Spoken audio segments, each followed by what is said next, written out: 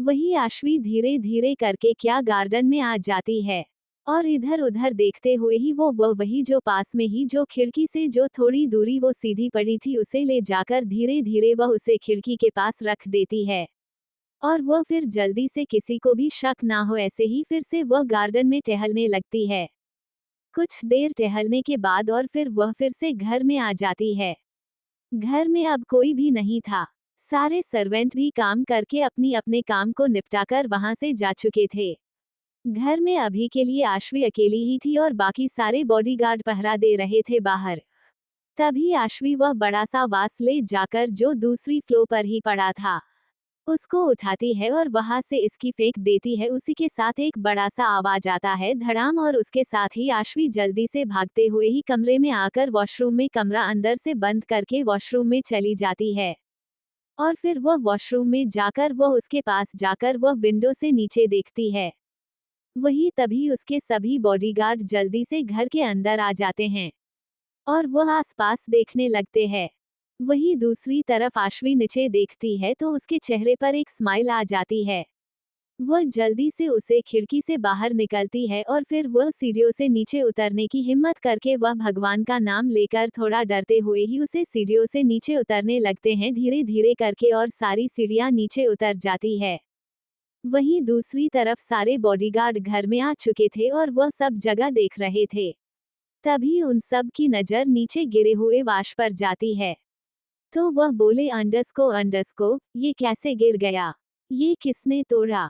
सारे बॉडीगार्ड आसपास देखते हैं लेकिन आश्वी भी उसे कहीं पर भी नजर नहीं आती और वो नजर आएगी भी कैसे, वह तो सीढ़ियों से नीचे उतर रही थी। Tears of Joy green.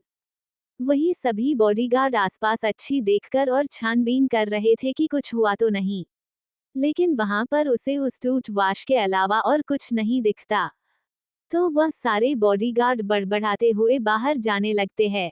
वही आश्वी में सीढ़ियों से नीचे उतर चुकी थी और वह किसी का भी ध्यान नहीं था। उसी तरह वह भी पीछे वाले गार्डन से ही वह पीछे के दरवाजे से बाहर निकल जाती है और फिर बाहर निकलकर एक राहत की सांस लेकर ही वह जल्दी से भागते हुए ही आगे बढ़ने लगती है। आश्वी बिना मुड़े वो भाग रही थी और भागते भागते अब वो हाफ भी रही थी। अब आश्वी अब बहुत दूर आ चुकी थी और वह भाग रही थी। भागते भागते ही वह थक चुकी थी और वह एक जगह पर आकर वही एक छोटी सी बेंच देखकर उस पर बैठ जाती है। वही वह सुनसान सड़क थी, वहां पर कोई आ जा नहीं रहा था। तभी उसे सामने से एक कार आती हुई दिखती है तो ऐसी उस कार को हाथ दिखाकर आश्वी रोकती है और लिफ्ट मांगती है। वही वह कार आकर उसके पास रुकती है। उसे कार के शीशे काले थे। वही वो कार आश्वी के पास रुकती है और कार के रुकते ही आश्वी बोली अंडस्को प्लीज मुझे हेल्प चाहिए। वही उस कामी जो ड्राइवर बैठा था उसने मास्क लगा रहा था। वह बोला अंडस्को जी मैडम बैठिए। वही आश्वी थोड़ा डरते हुए ही बैठ जाती है। वही वह ड्राइवर का आगे बढ़ा देता है। वही आश्वी को तो पता भी नहीं था कि यह कौन सा रास्ता है, लेकिन फिर भी वह बैठ चुकी थी। उसे बस दर्शित से दूर जाना था। वही ड्राइवर भी का आगे बढ़ा देता है। वहीं आश्वी बोली अंडस्को थैंक यू भैया, आपने मेरी हेल्प की।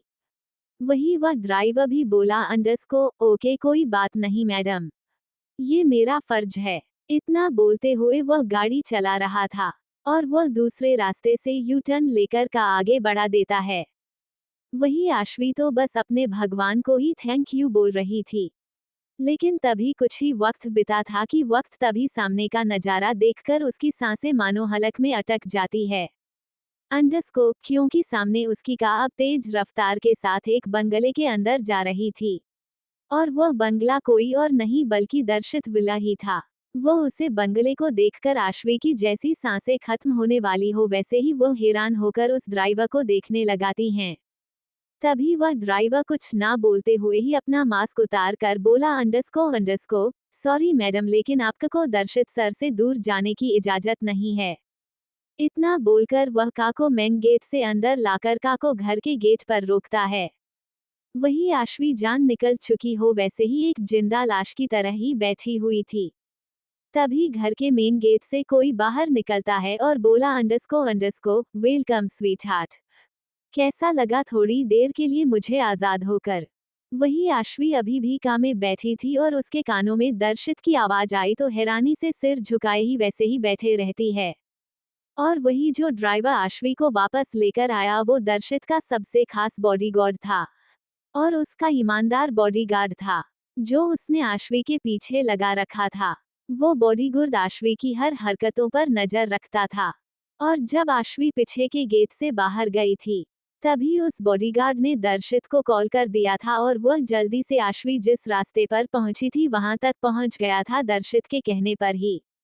आश्वी को रोने का मन कर रहा था कि फिर से ही उसे कोई यहाँ पर लेकर आया था। वहीं आश्वी अभी भी काम में अपनी नजर झुकाए हुए बैठी थी, उसकी आंखों से आंसू बह रहे थे क्योंकि उसे दर्शित से दूर जाना था लेकिन वह जा नहीं पाई थी। वही तभी दर्शित अपने दोनों जेब में हाथ डाले हुए ही एटीट्यूड से ही आश्वी को ही कोई देख रहा था जो काम में नीचे सर झुकाए हुए बैठी थी। तभी दर्शित का फोन बजता है तो दर्शित फोन देखता है तो उसके फोन पर अंकित का फोन आ रहा था। दर्शित के कॉल उठाते ही अंकित बोला अंडरस्को मुझे बताया नहीं कि तुम किसी लड़की को अपने विला पर लेकर गए हो और वह तुम्हारे लिए तुम्हारी दीवानगी बन चुकी है। वैसे कौन है वह लड़की? और मैं तेरे घर ही आ रहा हूँ, जरा बता तो सही कौन है वह।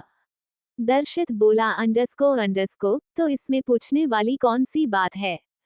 तू मेरे घर आ रहा है तो आकर ही देख ले उसे कि कैसी है वह। तभी अंकित मुस्कुराए हुए ही बोला अंडरस्को अरे क्या बात है, तेरा तो तेवर ही बदल गए हैं। तभी दर्शित बोला हाँ तू एक बार आ तो सही, उसे देख तो सही। अंकित हंसते हुए बोला अंडरस्को चल आ रहा हूँ, अभी कुछ देर में पहुंच जाऊंगा। इतना बोलकर वह कॉल रख देता है।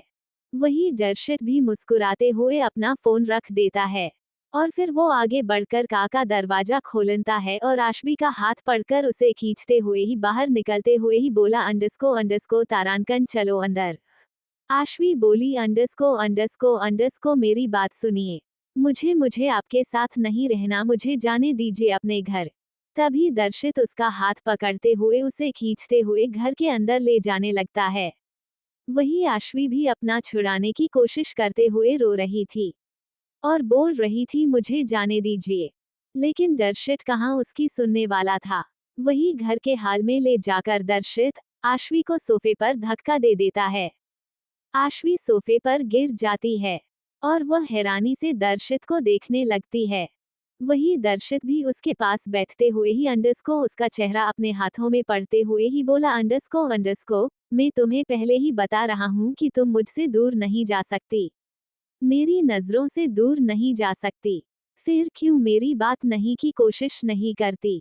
इतना सुनते ही आशु भी रोते हुए बोली अंडरस्को लेकिन मुझे आपके साथ डर लगता है, मुझे नहीं रहना आपके साथ। तभी दर्शित थोड़ा नर्म पड़ते हुए उसके चेहरे पर हाथ रखते हुए ही बोला अंडरस्को लेकिन तुम मुझसे दूर नहीं जा सकती, तुमने एक बात समझ में नहीं आती है क्या। कुछ पल रुककर दर्शित उसके चेहरे के बेहद नजदीक अपना चेहरा ले जाकर उसकी आंखों में आंखें डालते हुए ही बोला अंडरस्को तुम मेरे करीब आने की कोशिश तो करो, तुम मुझे समझने की कोशिश तो करो, एक बार तुम्हें अपने आप मुझसे प्यार हो जाएगा। मैं नहीं कह रहा कि तुम मुझसे प्यार करो, लेकिन तुम मुझसे दूर भी मत जाओ। इतना बोलते हुए दर्शित उसकी आंखों में देखते हुए ही उसका एक हाथ पकड़ता है और फिर वह हाथ पकड़कर अपने सीने पर रख देता है। जहां पर दिल होता है उसे जगह पर रख देता है और वह आश्वी को देखते हुए ही एक गहरी आवाज में बोला अंडरस्को देखो तुम्हें पता है जब तुम मुझसे दूर जाती हो ना ऐसे तो ये दिल ना बहुत ही ज्यादा शोर मचाता है और ऐसे धड़कता है जैसे यह मेरे शरीर से निकलकर बाहर आ जाएगा और मेरी सांसें छीन लेगा। वही आश्वी भी दर्शित को ही देख रही थी और एक पल के लिए तो वो उसकी आंखों में खो सी गई थी और वो उसके दिल महसूस करती है। तो सच में दर्शित दिल बहुत ही जोरों से धड़क रहा था। फिर दर्शित बोला अंडरस्को मुझे नहीं पता ये क्यों इतना ज्यादा धड़कता है तुम्हारे दूर जाने से, क्यों इतना शोर मचाता है, लेकिन बस मुझे इतना पता है कि तुम मेरा जुनून है, मेरी जिद हो, तुम्हें मेरे करीब ही रहना होगा, इसलिए मुझसे दूर जाने की कोशिश ना करो। वही वह दोनों ही एक दूसरे की ही आंखों में देख रहे थे। और वही आश्वी एक पल में होश में आकर अपना हाथ उसके सीने से हटा लेती है और फिर वो अपनी नजरें भी झुका लेती है। तभी दर्शित उसकी कमर को पकड़ता है और उसे एक झटके में ही अपनी गोद में बैठा लेता है। वही आश्वी हैरानी से दर्शित को देखती है। तभी दर्शित उसकी बालों में और उसकी गर्दन में अपना चेहरा घुसा देता है। और फिर वो उसे महसूस करते हुए बोला, अंडरस्को मुझे कुछ देर यूं ही रहने दो, क्योंकि तुम जब जब मुझसे दूर जाती हो ना तो मुझे बिल्कुल भी अच्छा नहीं लगता है। जब से तुम मेरी नजरों में आई हो, जब से तुम मेरे करीब आई हो, तब से ही मेरा दिल नहीं चाहता कि मैं तुमसे दूर जाओ। इतना बोलते हुए हैं वो उसके बालों में स्मेल करने लगता है। वही आश्वी को दर्शित की आवाज में एक दर्द और उसके साथ उसे एक कुछ अलग सा महसूस हो रहा था। जैसे पहले वाला दर्शित ही नहीं लग रहा था, इस वाले दर्शित की आवाज में एक गहराई थी, एक दर्द महसूस हो रहा था आश्वी को। वही आश्वी भी फिर कुछ ना बोलते हुए अपना चेहरा उसके कंधे पर टिका लेती है। आश्वी को डर तो बहुत लग रहा था दर्शित से, लेकिन फिर भी वो अपना चेहरा उसके कंधे पर टिकाए हुए ही वो उसके पीठ पर अपने हाथ रख लेती है और अपनी आंखें बंद कर लेती है। वही दोनों ही दर्शित और आश्वी दोनों ही नीचे से सुकून की तलाश में भटक रहे हो और अलग अलग रास्ते की अलग अलग राही हो, वैसे ही वो दोनों ही एक दूसरे से टकराए थे और आज आश्वी दर्शित का जुनून जीत बन चुकी थी। वही आश्वी को दर्शित से बहुत ही ज्यादा डर लगता था, लेकिन फिलहाल अभी वह दोनों ही एक दूसरे की बाहों में थे और एक दूसरे के गले लगे हुए एक दूसरे की बाहों में ही सुकून को तलाशने की कोशिश कर रहे थे। वह दोनों भी ऐसे ही सुकून से अपनी आंखें बंद किए हुए ही बैठे थे। अभी कुछ मिनट ही बीते थे कि तभी बाहर घर के बाहर का रुकने की आवाज आती है और आश्वी चौंककर दर्शित से दूर होकर उसे देखने लगती है। तभी दर्शित उसके बालों को उसके कान के पीछे करते हुए ही बोला, अंडरस्को डरो मत, मेरा दोस्त आया है। इतना बोलते हुए वह उसके चेहरे को गौर से देख रहा था और उसके गाल को सहला रहा था। वहीं आश्वी फिर कुछ देर दरहित को देखते ही बोली, तो मैं जाऊं कमरे में। तभी दर्शित उसके कमर पर ऐसे ही हाथ रखे हुए आश्वी को ऐसे ही अपने गोद में बिठा हुए ही बोला, अंडरस्को नहीं, ऐसे ही रहो मेरे पास। इतना बोलते हुए ही वो उसे उसके गालों को उसके चेहरे को देखते हुए उसकी बालों से खेलने लगता है। तभी कोई घर के मैनन गेट से अंदर आते हुए ही बोला, अंडरस्को अरे क्या बात है यार, आज तो तू घर पर है। इतना बोलते हुए ही वो इंसान घर के अंदर आता है और फिर दर्शित हो और आश्वी को ऐसे करीब देखकर वह लड़का वहीं पर ही रुक जाता है। और वह लड़का कोई और नहीं बल्कि अंकित ही था। अंकित ने कहा, अंडरस्को अरे अभी तो कुछ शर्म कर लो तुम दोनों।